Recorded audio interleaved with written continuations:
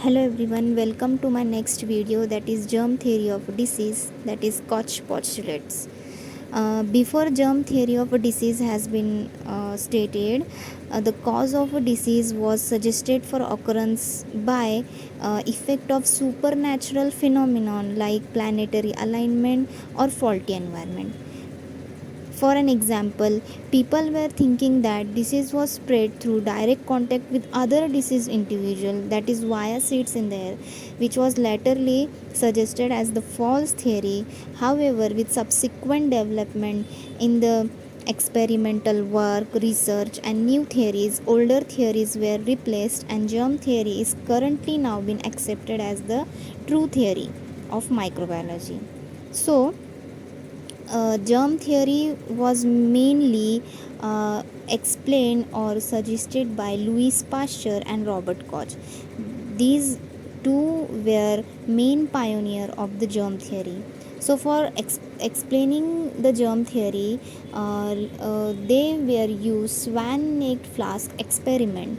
So you can see in the diagram, flow diagram, in first flow, uh, in swan neck shaped flask, heat were applied, having nutrients in this flask. Then the flask were let sit, and after some time, it was observed that no bacteria were present in the flask. In second, heat were applied in the same nutrient flask. Then the neck of the flask were removed, and the flask were sit. Then, after some time, bacteria were present in the nutrient. In this flask, nutrient was present to grow the bacteria. So, bacteria was present. In the third, heat were applied similarly. Then flask were tilted, and after some time, it was observed that bacteria were also present. So, from this flow diagram, you can understand that something was there which are helping to bacteria grow, and the bacteria present in the air or present in the environment can enter into the flask and grow inside the flask. So this is the flow diagram which explains the germ theory of the disease. As we know, this states that microorganisms are pathogens, that is germs, which can cause diseases. So germ theory uh, explains the germs which can cause diseases. So germs can be bacteria, protozoa, fungi or viruses, prions or viroids, which can cause diseases. So these are the different types of microorganisms. So the practice of disinfection, sterilization, personal hygiene and proper food preparations have the basis of the germ theory. That means according to the germ theory, sterilization, disinfection, personal hygiene were established. So coming to the Koch postulates, as we know, Koch postulates has been helping in establishment of link between microorganisms and the disease, as we know that.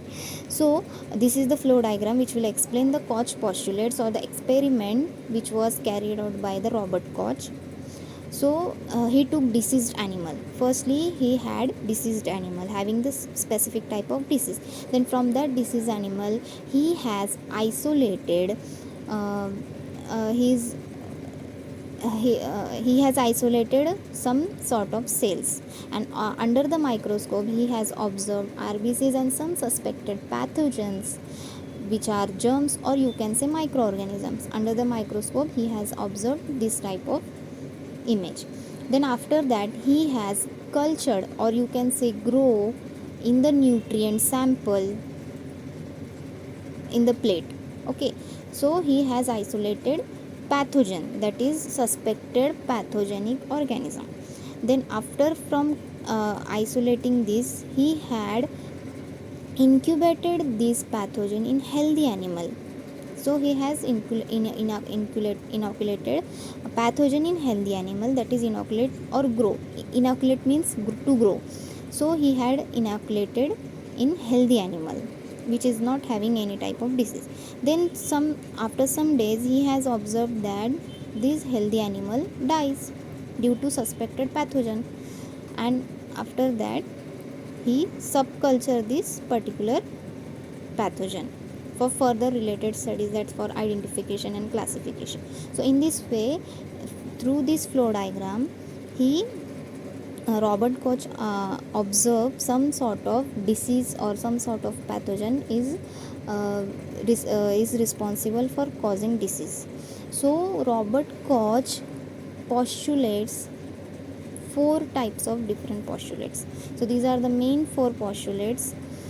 According to him, first was microorganism must be found in abundance in all diseased animal but not in healthy. That means the disease causing agent, or you can say the pathogen, should be present in only diseased animal, not in healthy animal. Second, microorganism must be isolated from diseased animal. That means you have to do experiment, so you should isolate from diseased animal, not from healthy animal, and should be grown in pure culture. That means you have to grow them in pure culture. Third, cultural organism should cause disease when introduced into healthy organism. That means it should cause disease in some specific healthy animals. And fourth one is last, microorganism must be re-isolated from inoculated to check its identity. That means whatever organism, whatever pathogen we have isolated and suspected, it should be re-inoculated. That means subculture. That means it should be subculture for further scientific studies, that is identification and classification. So these are the four postulates according to Robert Koch, which were help in the establishment of germ theory. And today germ theory still remains a guiding theory that underlies you can say contemporary biomedicinal fields. Thank you.